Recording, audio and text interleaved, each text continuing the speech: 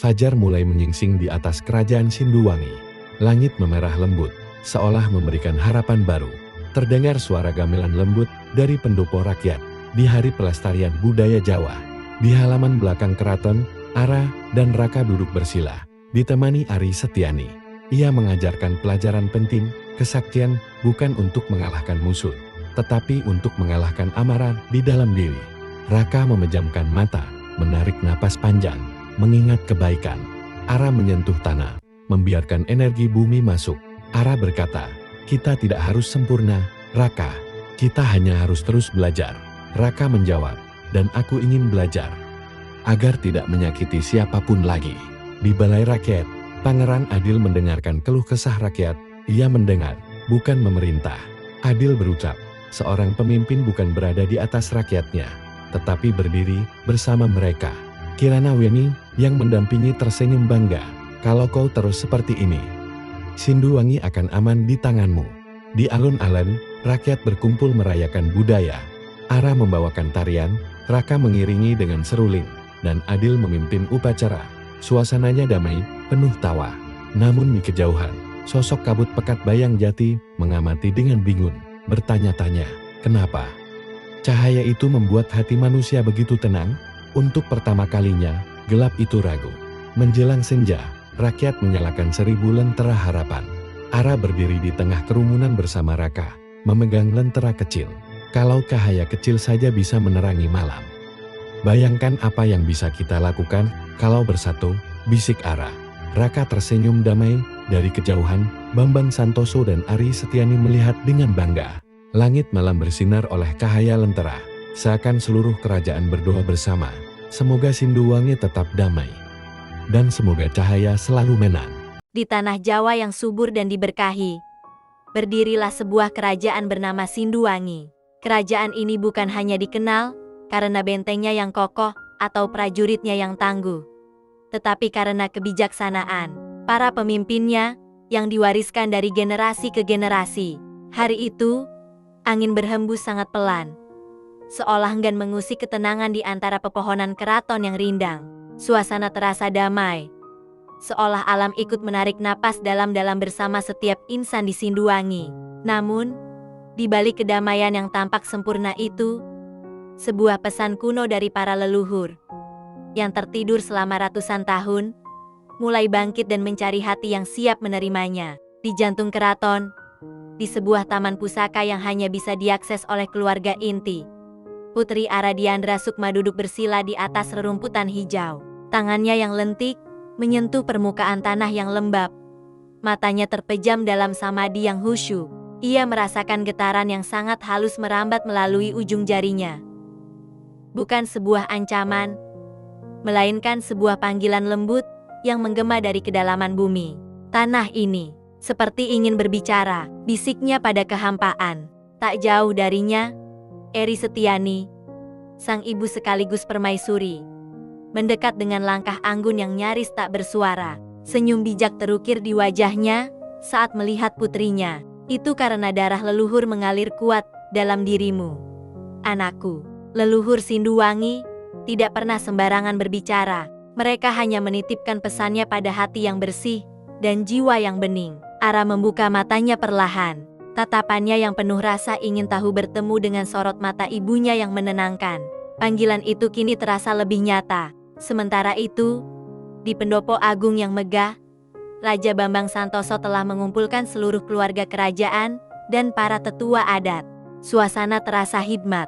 Ukiran-ukiran naga pada tiang pendopo seolah ikut menjadi saksi. Di hadapan mereka, sang raja dengan sangat hati-hati membuka kitab Wangsit Sinduwangi.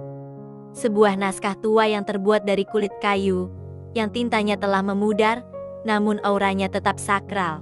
Kitab ini hanya dibuka di masa-masa paling penting. Dengan suara yang dalam dan menggema, Bambang Santoso membacakan sebuah pesan singkat, namun syarat makna.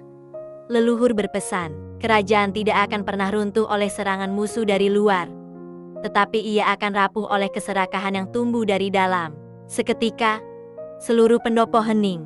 Setiap orang meresapi kata-kata itu.